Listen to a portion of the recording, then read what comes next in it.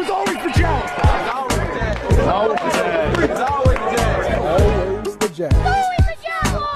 Always the Jags. Welcome into Always the Jags. We have some terrible, horrifying breaking news to drop on this episode. Usually I don't even record on the weekends, but I had to because of what we all, Jaguars fans, all just found out. Our star player, the one that we traded up to multiple picks to go get, Travis Hunter, is now on injured reserve.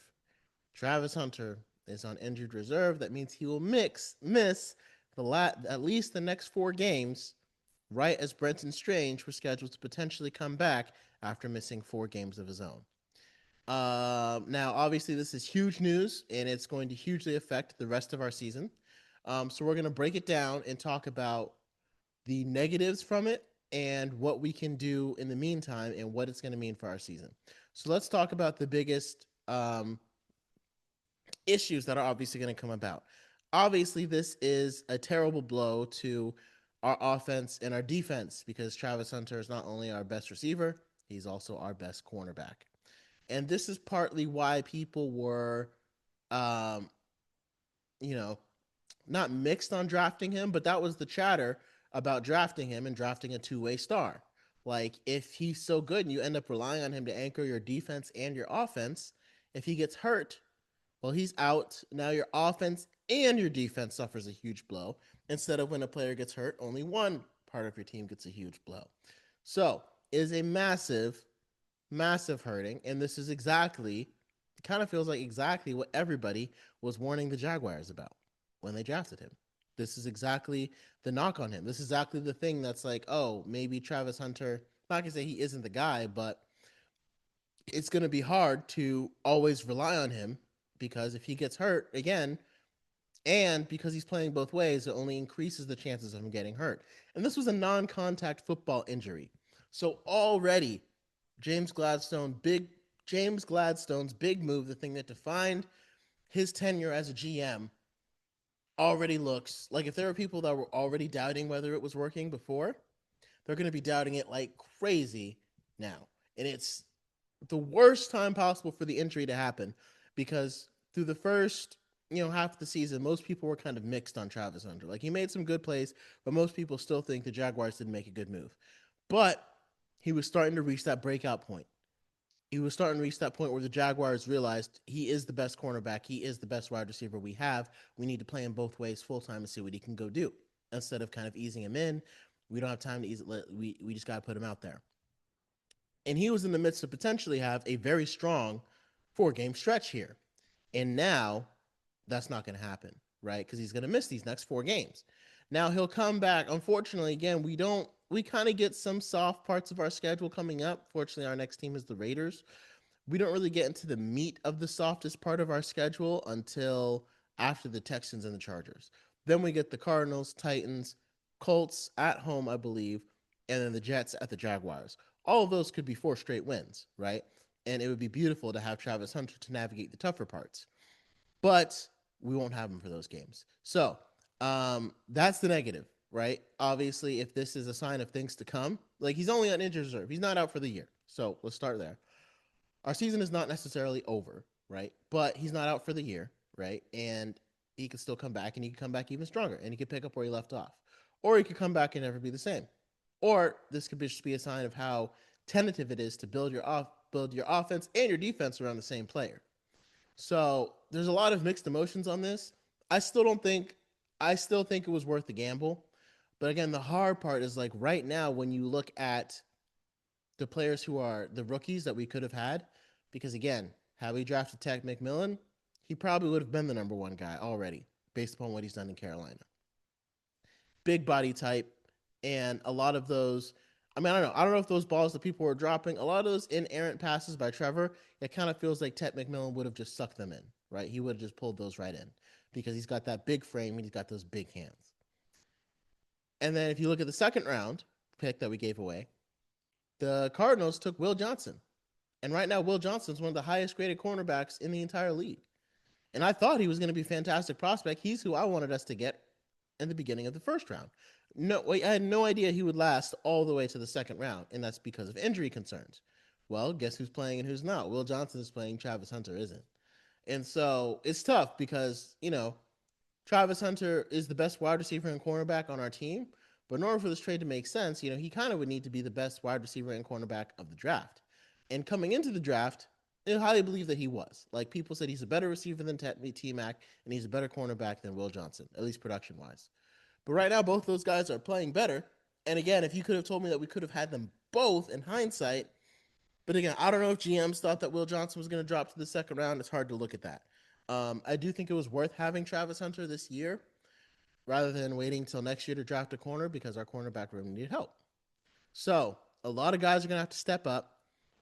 There are some big-time receivers we're going to face. Fortunately, not really in this next game that we have, but in the Texans game, in the Chargers game, and even in the Cardinals game. Marvin Harrison Jr., he's taken some time to come on, but he's not going to stay with that low production forever. He can hurt you if he really wants to. So that's the rough part, right? Also, Eric Murray went on injured reserve, which is a huge blow to our secondary because now, starting at safety, we have Andrew Wingard, who is starting to show some cracks in his play, and we'll have Antonio Johnson backing him up because Caleb Ransaw hasn't hit the field yet. Meanwhile, Xavier Watts, the guy that we passed on to take Caleb Ransaw, has been making play after play for the Falcons. So it's kind of bringing some question marks into James Gladstone's drafting. Again, only time will tell, but again, if you could have, there's no reason in my mind that you couldn't have had Xavier Watts and Caleb Ransaw if you really liked him. And right now, Xavier Watts is starting for the Falcons and thriving. I would have felt a lot better if we had Xavier Watts, and either if this thrust him into the starting lineup, or if he was already in the starting lineup, and now Andrew Wingard had to come in to back up behind Eric Murray. But that's the point where we are now. We just lost two huge blows in our secondary. Now, and again, around the league, everybody's getting hurt. I mean, I don't know if there are more injuries this year than usual, but, obviously the 49ers had already lost Bosa. The Chargers had already lost Slater. Players are just dropping all around the league. Another big-time player just got hurt, and I can't really think of his name, but I kind of dashed the hope of one team. Players are getting hurt. It's just, and the more they increase the safety protocols, like, players still just continue to get hurt. Brock Purdy has played 4 games this year. Carson Wentz is out for the year now again. Who knows if J.J. McCarthy's going to end up coming back. The only team that's managed to be healthy this entire year is like the Colts, and it's fueling their magical season. Well, I think they've had some secondary injuries, but their offense continues to roll.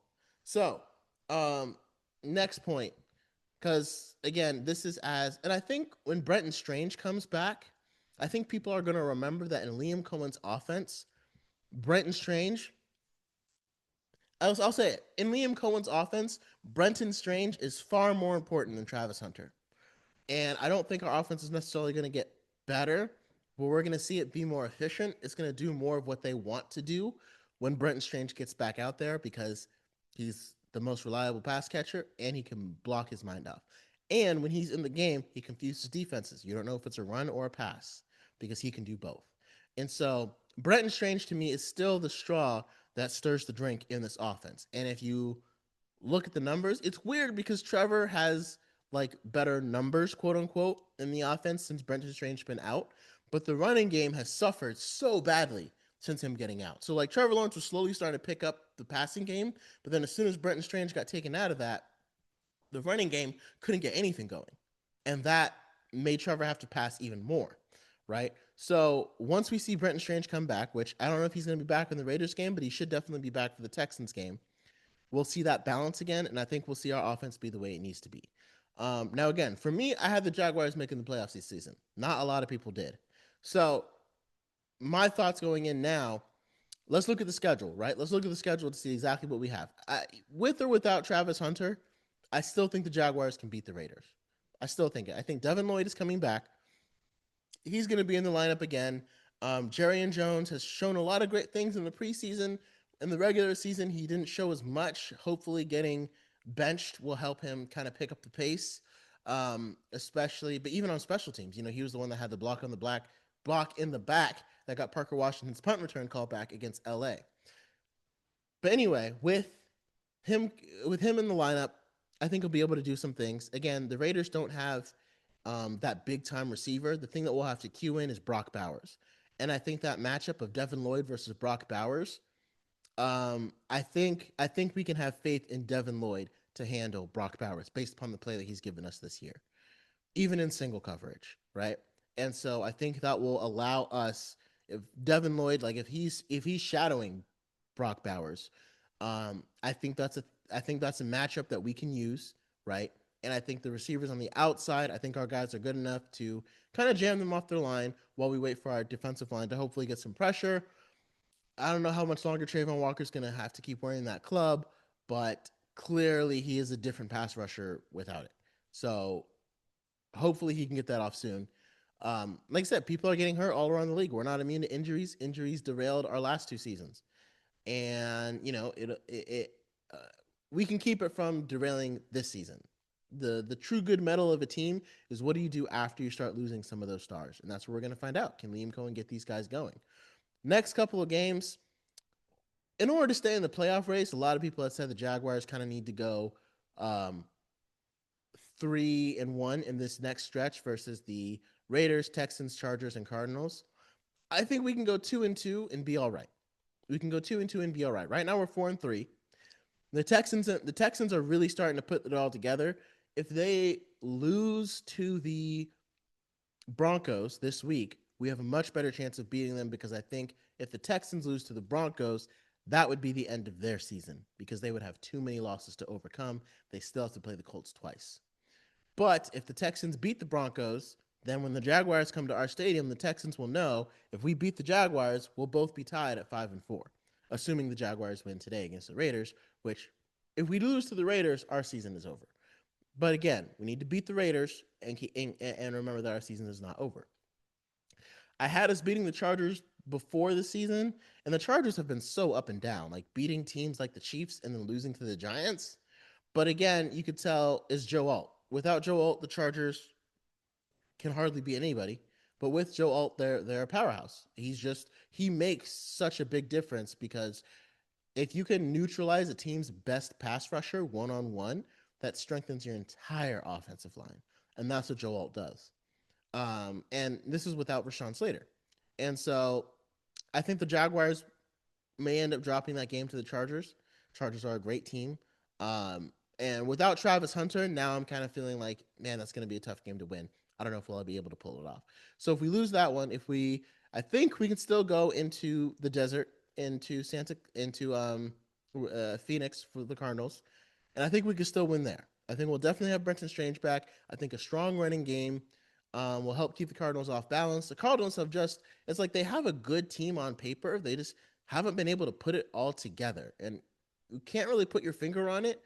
But if we can go in there and we can win, we can keep our season alive. That's 2-2, right? If we lose to the Texans and the Chargers, but beat the Raiders and the Cardinals. Now we're looking at Travis Hunter coming back. We would currently be 6-5 in the season. And 6-5 is meddling, but we have a good chance the Cardinals can start us off on a little win streak, right? If we're able to beat the Titans, which we have to be able to, there's no option to make the playoffs if we don't sweep the Titans, right? So we got to beat the Titans. That'll get us to 7-5.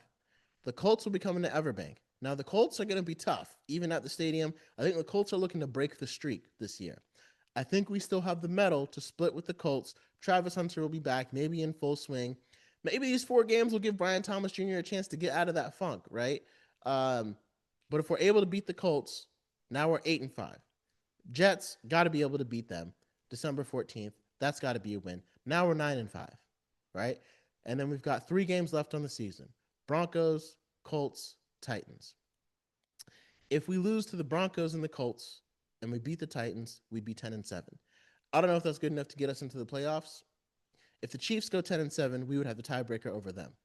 That's why it kind of hurts that our game against the Chargers is right here in our schedule and couldn't have been like a little earlier while Joe Alt was hurt and while we had Travis Hunter. Because if Joe Alt was hurt and we had Travis Hunter, I would say that we could beat the Chargers. But that wildcard spot might come between us and the Chargers, right? But if we end this season at 9-8 or 10-7, even 11-6 would be fantastic. But if we end this season at 9-8 or 10-7 with a winning record, we can feel good and like we're headed in the right place. It wouldn't be as good as making the playoffs, right? And making that pick make way more sense by pushing it down into the late teens, late early 20s.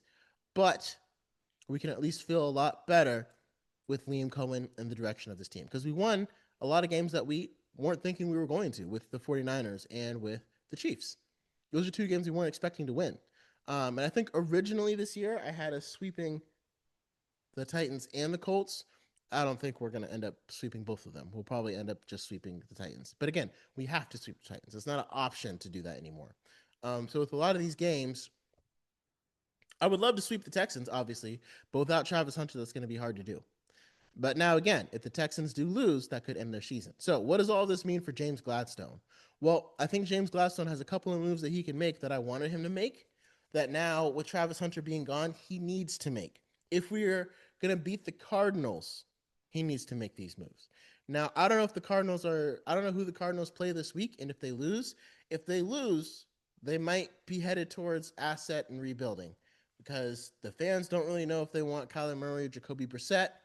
That would open up the door for us to bring Calais Campbell back home. Calais Campbell should have been our target in free agency the last 2 years. He's put up more production than Eric Armstead in that time at half the cost. And he's the perfect mentor for Trayvon Walker. But for some reason, we didn't go get him. The numbers didn't make sense. He visited us.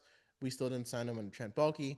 James Gladstone can correct that mistake by sending a fifth to the Cardinals to bring Calais Campbell back home. I know he probably feels like his home is in Arizona. It's really in Jacksonville. If you want to do anything this year, let's bring back the mayor of Jacksonville. Calais Campbell, to me, is the most available and the best defensive tackle that we could go get. Someone mentioned Zach Seiler on the Dolphins. Calais Campbell is the guy, right? Because, again, the mentorship that he provides, I think he's going to turn Trayvon Walker into a stud. And I've been saying that for the past 3 years now.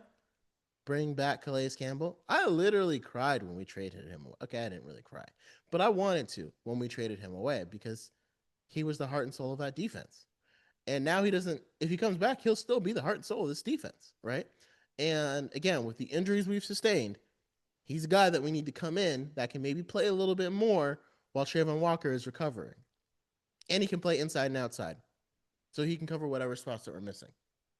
Next move. I had said it earlier. I'm going to say it again. Now it's even more vital. Jacoby Myers. We need to go trade Jacoby Myers from the Raiders.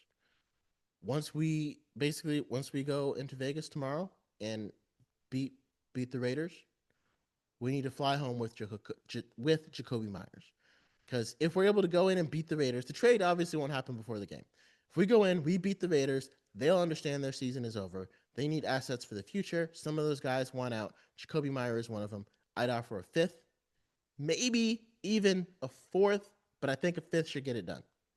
A fifth should definitely get it done based upon his production and his contract. Give Trevor another short-handed weapon who can fit into Liam Coen's offense, play in the slot, and let Parker Washington play outside while we wait for Travis Hunter to come back. And this is also a good way that we can really evaluate Trevor Lawrence because Jacoby Myers doesn't really drop the ball. So now we can really establish, okay, is our guys just dropping the ball around him or is Trevor Lawrence the problem? Because right now we don't really know, right? We don't really know because Trevor's had so many drops from guys dropping the ball that we can't really get a fair or accurate assessment of whether or not Trevor's the guy or not because everybody's dropping the ball. So let's go get Jacoby Myers. So that's the wish list. Jacoby Myers, Calais Campbell. Obviously, some safety help would be great. A lot of teams don't make moves for 3 different players in a year. I mean, the 49ers did. I don't know if the Jaguars view themselves. I think this is the kind of move that James Gladstone needs to make because the Jaguars players need to view themselves as contenders. And like if James Gladstone makes the moves that contenders make, that will bleed over into the team because Liam Coen has this team feeling like they're contenders, right? And the more that we get beyond it, it's amazing how different 5-2 would feel right now compared to 4-3. Because 5-2 still feels like everything's in front of you. It feels like the Texans aren't really a threat. 5-3 feels like, yeah, we got this. We're still going to make the playoffs. We still got, even this loss. So that first of all, horrible penalty on the Bengals, but that loss to the Bengals is going to hurt. It's going to sting for a long time because again, being 5-2 right now feels entirely different. But we're not. We're 4-3. So those are the moves that I would make for us to weather the storm with Travis Hunter being gone. I don't know if I would necessarily bring in another cornerback. I don't think there's someone out there that could really, really help us because with some positions, it's like if they're available, there's a reason for it, and you don't want to. There's no like guy I would give up like a second rounder for, there's no guy. Yeah, there's no guy that I would want that badly, right? Antonio Johnson can play in the slot a little bit, so maybe have Jordan Lewis go back outside, let Antonio Johnson play the slot. And maybe let Greg Newsome play across from him because Jordan Lewis has some number one cornerback experience, and that might help mitigate some of the things that we're going through. But either way, this is where we're at right now. It's time for our younger guys, Jerry and Jones, to step up. I said before the season, I think Jerry and Jones is going to take Tyson Campbell's starting spot. Tyson Campbell already has a couple of interceptions, a fumble recovery, forced fumble, and a touchdown for the Browns in 2 games. And, what has Greg Newsome done? Except, give up that big touchdown to JSN. Now, Tyson Campbell got burned too by DK Metcalf, but you see the point. It's like you can't have one guy balling out, over in Cleveland and Greg Newsome not doing much over here. So hopefully this bye week, Greg Newsome has really gotten integrated into our defense. And hopefully and again, the Browns were playing the Dolphins, but still, that counts. So let me know your thoughts on Travis Hunter's injury. Do you think the Jaguars still have a chance to salvage the season? I think we do. I think there's a couple moves that James Gladstone needs to make. And I think when Travis Hunter comes back, again, having Jacoby Myers in there, that will make that offense really, really pop, in my opinion. And I think that's, especially with him being on injured reserve, because that means we can bring in another player. So because of that, those are 2 moves that I would like to see us make. Go bring Calais Campbell back home. You will be immortalized as a Jaguars GM if you bring Calais back. And let's go get Jacoby Myers. You really think the Cardinals aren't going to send over Calais Campbell for a 5th? Right? Same thing with and he's still producing. And same thing with the Raiders for Jacoby Myers. Like, what are they going to do this year? Right? So it sucks. It's hard. It's tough. Not a fan. Obviously, this move is gonna end up defining the Jaguars for I feel like a long time. This injury to Travis Hunter and how the rest of his career goes. But for right now, let's stay optimistic. Let's stay optimistic. We still got a lot of winnable games left on our schedule. We still got a lot of football left to play, and it all starts with Trevor Lawrence. If he wants to, he can go out and win these games that we've got. He can go out there and do it. We just got to see him do it. So let me know your thoughts, and never forget, it's always the Jags. Thank you so much for watching Always the Jags. Make sure you like and subscribe down below. Check out some of these other videos that I'm sure you'll be interested in as we chase Duval greatness. Thank you for joining us again, and until next time.